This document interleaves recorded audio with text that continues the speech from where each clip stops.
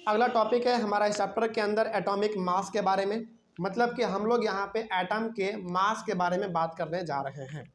शुरू करते हैं, क्या लिखा हुआ है इसमें। सबसे पहला पॉइंट है, according to Dalton each element had a atomic mass. यहाँ पे हैड नहीं होगा, सिंपल से आप हैज़ कर लीजिएगा। Each element has an atomic mass. मतलब डाल्टन के अनुसार ये कहा जा रहा है कि हर एटम का ना अपना एक मास होता है। तो जैसे जैसे सपोज कीजिए कि मेरा वजन 70 kg है, 70 kg, तो ये मेरा क्या हो गया, मास हो गया। उसी प्रकार से हर एटम का भी अपना एक मास होता है। लेकिन चूंकि एटम हमारा बहुत छोटा होता है तो इसका मास हम लोग केजी में या फिर ग्राम में कैलकुलेट नहीं करते हैं, बल्कि उससे भी छोटे यूनिट में हम लोग इसका कैलकुलेशन करते हैं, क्योंकि बहुत छोटा होता है। ठीक है, तो डाल्टन साहब के अनुसार हर एटम का अपना एक मास होता है। ठीक है, आगे बढ़ते हैं। अब यहाँ पे आप एक नया वर्ड सीखिए, एटॉमिक मास यूनिट क्या होता है। बहुत आपको इस चैप्टर में ना ये परेशान करता है वर्ड कि एटॉमिक मास यूनिट आखिर क्या होता है। देखते हैं क्या होता है। Atomic mass unit is the standard unit for measurement of atomic mass of an element. अच्छा बताइए, हम लोग जो अपना मास नापते हैं उसका सबसे स्टैंडर्ड यूनिट क्या है? केजी। यानी कि हम लोग जो अपना वजन नापते हैं, मास जो नापते हैं, वो केजी होता है। उसी प्रकार से एटम चूंकि हमारा बहुत ही छोटा होता है तो उसका जो नापने का तरीका है, उसको जो मेजर करने का तरीका है, उसको हम लोग कहते हैं एटॉमिक मास यूनिट। ध्यान में रखिएगा, हम लोगों का स्टैंडर्ड तरीका होता है केजी, और एटम को मेजर करने का तरीका होता है हमारा स्टैंडर्ड तरीका एटॉमिक मास यूनिट। ठीक है, आगे। Earlier atomic mass unit was written as AMU in short. यानी कि पहले ना एटॉमिक मास यूनिट को शॉर्ट में AMU लिखते थे। जैसे हम लोग किलोग्राम को शॉर्ट में क्या लिखते हैं, केजी। उसी प्रकार से एटॉमिक मास यूनिट को पहले शॉर्ट में लिखा जाता था AMU, लेकिन बाद में but according to the latest IUPAC recommendation, यानी कि बाद में IUPAC ने रिकमेंड किया, सजेशन दिया कि नहीं, ये ऐसा नहीं लिखना है। Atomic mass unit is written as simply small U, और स्मॉल यू का मतलब होता है यूनिफाइड मास इन शॉर्ट। यानी कि पहले एटॉमिक मास यूनिट को शॉर्ट में लोग लिखते थे AMU, लेकिन बाद में IUPAC जो कि एक इंटरनेशनल ऑर्गेनाइजेशन है, उन्होंने रिकमेंड किया कि नहीं, आप AMU भी मत लिखो, आप सिंपली एटॉमिक मास यूनिट के लिए स्मॉल यू लिख दो, काम चल जाएगा। और स्मॉल यू का मतलब होता है यूनिफाइड मास। अब सवाल है कि सर 1 यूनिफाइड मास में हमारा कितना ग्राम होगा, वो भी देख लीजिए। 1 U में होता है 1.6605 इंटू 10⁻⁻24 ग्राम। भले ही ये वैल्यू आपका ग्राम में है, लेकिन आप ध्यान से देखो तो पावर -24 है। इसका मतलब हो गया बहुत छोटा वैल्यू आएगा, ये बहुत छोटा वैल्यू, मतलब 0.00000 ऐसा कुछ आएगा, क्योंकि पावर आपका माइनस में, और जब भी पावर आपका माइनस में होता है ना तो वैल्यू आपका बहुत ही छोटा आता है। ठीक है, आगे बढ़ते हैं फिर। तो ये हमारा 1 U का वैल्यू। आगे 1 एटॉमिक मास यूनिट, यानी कि 1 U मतलब इतना gram, is a mass unit equal to exactly 1/12 the mass of 1 atom of carbon 12। अब यहाँ पे ना बहुत ज़्यादा आप लोगों को कन्फ्यूजन होता है कि सर 1 U का वैल्यू इतना लिखा हुआ था, वो सही था, फिर यहाँ पे ये 1/12 का ये बात क्यों कर रहा है। चलिए इसके बारे में थोड़ा सा हम आपको समझाते हैं, बहुत ध्यान से समझिएगा। 1 एटॉमिक मास यूनिट यानी कि 1 U का मतलब कितना, 1.6605 इंटू 10⁻⁻24 ग्राम। ये किसके बराबर होता है पता है? ये बराबर होता है 1/12 के बराबर। मतलब ये हो गया आपके पास ना कार्बन 12 नाम का एक एटम, एक सिंपल सा एटम है, समझिए आप। मतलब ये हो गया कि कार्बन का ही एक अलग फॉर्म है कार्बन 12, उसका आप 12 हिस्सा करो, समझिएगा बहुत ध्यान से। मतलब ये हो गया कि कार्बन 12 क्या है आपका, एक अलग फॉर्म है कार्बन का। कार्बन 12 होता है, कार्बन 14 होता है, इस तरीके से। मतलब कार्बन का एक अलग फॉर्म है आपका, उसका नाम है कार्बन 12। उस कार्बन 12 का जो एक एटम है ना, उस एक एटम का आप 12, उसको आप 1/12 कर दो, यानी कि उसको आप 12 हिस्सों में डिवाइड कर दो। 12 हिस्सों में आपने जो डिवाइड किया, उसमें से कोई एक हिस्सा जो होगा वो किसके बराबर होगा, 1.6605 इंटू 10⁻⁻24 ग्राम। मतलब आप 1.6605 इंटू 10⁻⁻24 ग्राम बोलो, या फिर कार्बन 12 का एक एटम का 12 हिस्सा कर दो, उसमें से एक हिस्सा जो होगा वो इतना ही ग्राम के बराबर होगा। ये बात समझ आया आपको? मतलब सिंपल सा है। कार्बन 12 आपका क्या हो गया, एक सिंपल सा एलिमेंट हो गया, कार्बन का अलग फॉर्म है वो। अब कार्बन 12 का आप एक एटम लो, मात्र एक एटम, उसका आप 12 हिस्सा करो। आप खुद सोचो, एटम तो पहले से इतना छोटा होता है, उसका आप और 12 हिस्सा कर दो। वो 12 हिस्सा जो है ना, उसमें से कोई एक हिस्सा उठाओ आप, वो किसके बराबर होगा? 1 U के बराबर, यानी कि 1.6605 इंटू 10⁻⁻24 ग्राम के बराबर होगा। कोई दिक्कत इसमें? तो ये हो गया हमारा। आगे बढ़ते हैं फिर। In 1961 carbon 12 isotope was chosen as the standard reference for measuring atomic masses, यानी कि कार्बन 12 जो है ना, ये हमारा ये कार्बन का बेसिकली एक अलग फॉर्म है, इसको हम लोग कहते हैं आइसोटॉप। आइसोटॉप का मतलब कार्बन है, कार्बन का एक सगा भाई मान लो आप, सिंपल सा, मतलब कार्बन है और कार्बन का एक अलग ही अपना भाई मान लो उसका, उसको हम लोग कहते हैं आइसोटॉप। तो 1961 में कार्बन 12 के एक एटम को 12 हिस्सों में डिवाइड किया गया और उसका 12 हिस्सों में से कोई एक हिस्सा जब उठाया गया तो वो पाया गया कि वो किसके बराबर है? 1.6605 इंटू 10⁻⁻24 ग्राम के बराबर है। अच्छा, फिर सवाल है कि सर कार्बन 12 को ही क्यों रेफरेंस माना गया, बाकी सबको रेफरेंस क्यों नहीं माना गया?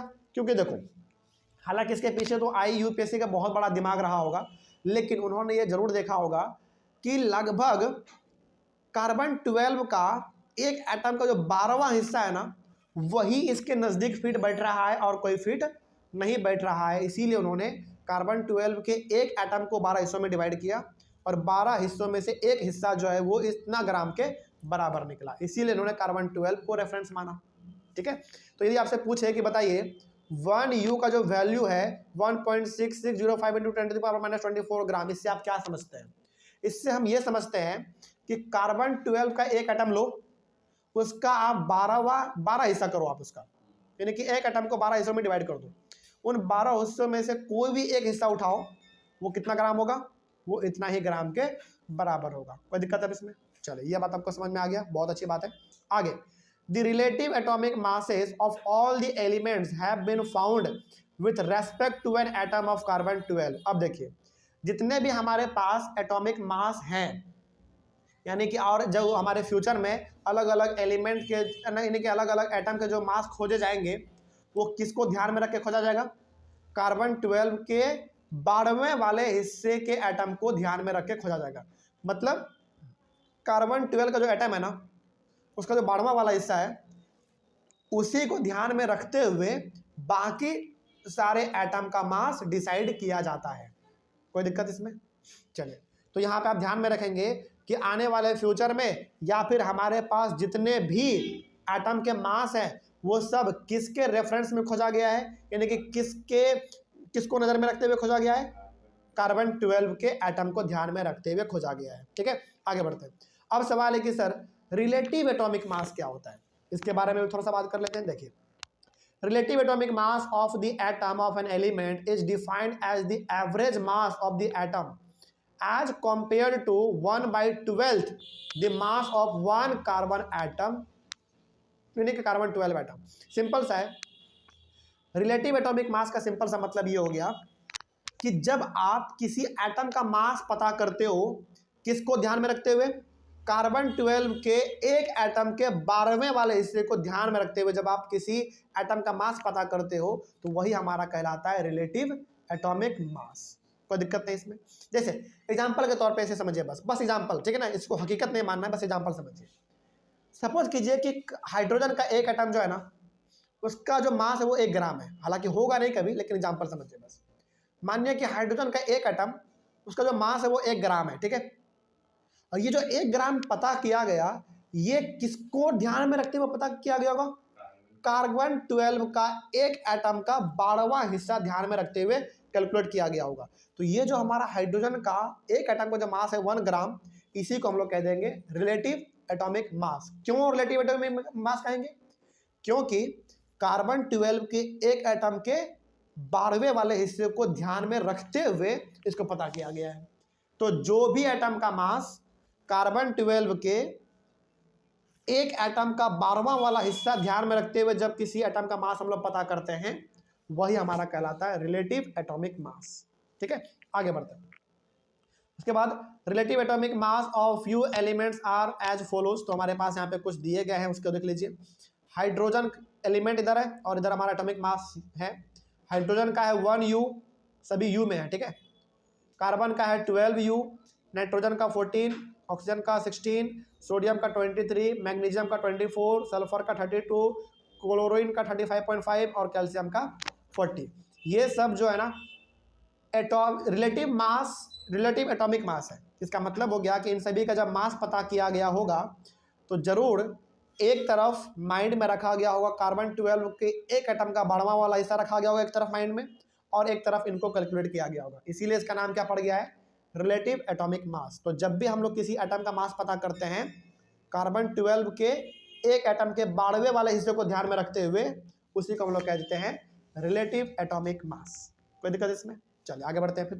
तो ये आपका यहाँ पे दिया हुआ वैल्यू, इसको याद कर लीजिएगा, कई बार ये पूछा जाता है, ठीक है। अब हमारा है हाउ डू एटम्स एग्जिस्ट, यानी कि आखिर एटम हमारा कैसे रहता है, यानी कि एटम कैसे एग्जिस्ट करता है, कैसे आपको पता चलेगा कि एटम कैसे रहता है।